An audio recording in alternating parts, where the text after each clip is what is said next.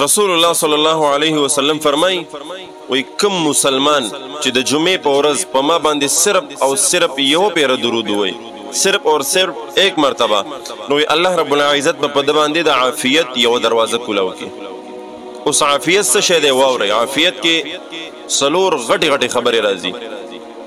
کله چې الله رب العزت په موږ تاسو د عافیت یو دروازه کولاوي نو بیا الله رب العزت زمونږ حفاظت کوي د سلور قسمه خطرناکو سيزونو یو دا چې الله رب العزت با ستا حفاظت کوي د هر قسمه خطرناکي جانلیوا بیماری چې ورته وي چې هغه کې د انسان مرګ واقع کیږي لکه کینسر شو هارت اٹیک شو داسې قسمه غټي غټي بیماریانه د دینه بده الله رب العزت حفاظت کوي کله چې ته د جمعې په ورځ یو کرو درود په اخلاص سره وې نو الله رب العزت په پتا باندې د عافیت دروازه کولاو کی او د عافیت دروازه چې کولاو شو نو بیا د سلور قسمه انعامات اولنې هغه انعام چې د خطرناکو بیماریانو نه بده الله محفوظ ساتي دویم د تنهایی د ګناه نه بده الله محفوظ کی الله رب العزت زمونږ استاد حفاظت وکي د تنهایی د ګناه چې د ډېر خطرناک ده حدیثو کې په دې باندې ډېر غټ وعیدات راغلي دي کله چې انسان یوازې شي د خلکو په مخ کې خو قاری صاحب دی مفتی صاحب دی شیخ صاحب دی امیر صاحب دی دا هر څوی کنه خو چې کله انسان یوازې شي بیا د ایمان پته لګي چې د معامله د الله رب العزت سره څنګه ده نو د تنهایی د ګناه نه به الله حفاظت کوي او دریم په عافیت کې چې کوم غټه خبره راځي هغه دا ده چې د دنیا د ظالمانو نه به الله محفوظ وساتي دنیا کې قسمه قسم خلک ظالمان جابران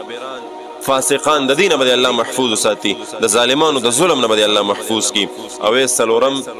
بغیر مهنت بدرته الله رب العزت بهترین رزق درکړي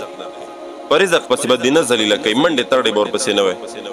نو دا اوس عافیت ته یو ځل درود ویلو د عافیت یو دروازه کولاو شو سل ځل دی ویل سل دروازه کولاو شي زر ځل دی ویلو زر دروازه کولاو شي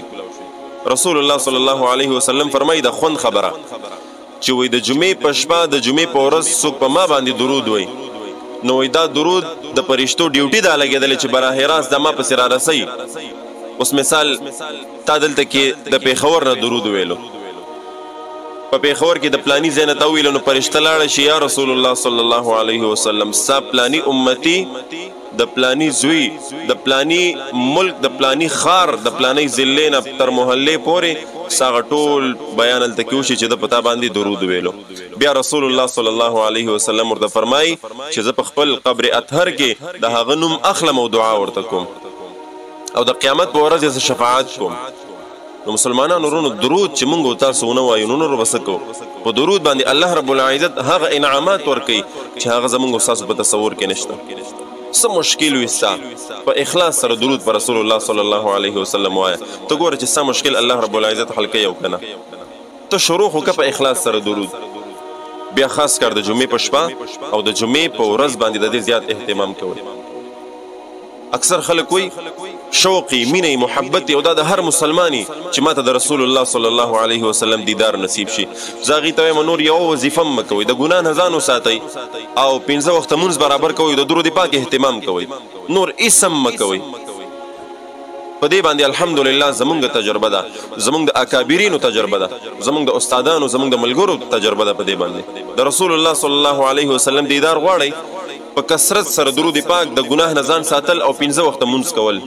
او بیا خاص کر د جمعې په شپه باندې دغه یو درود ان الله وملائکته یصلون علی النبی یا ایها الذین آمنوا صلوا علیه وسلموا تسلیما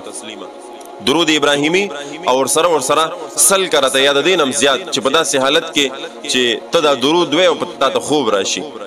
نو ان شاء الله العظیم په یو هفته نه په بل هفته کني نو په درې مسلورم هفته به ضرور به ضرور د رسول الله صلی الله علیه وسلم دیدار نصیب کیږي تاسو خو کوي کنه مونږ تاسو بس شوق کو د اړي خبرې چې ردا وشي اغه وشي خدایي د پاره چې کوم عمل له سکول په کار دی مونږ غنه کوم کې مرز زاده د نن تاسو درود پاک شروع کړئ د درود پاک ډېر زیات فضایل زه به تاسو کم بیانوم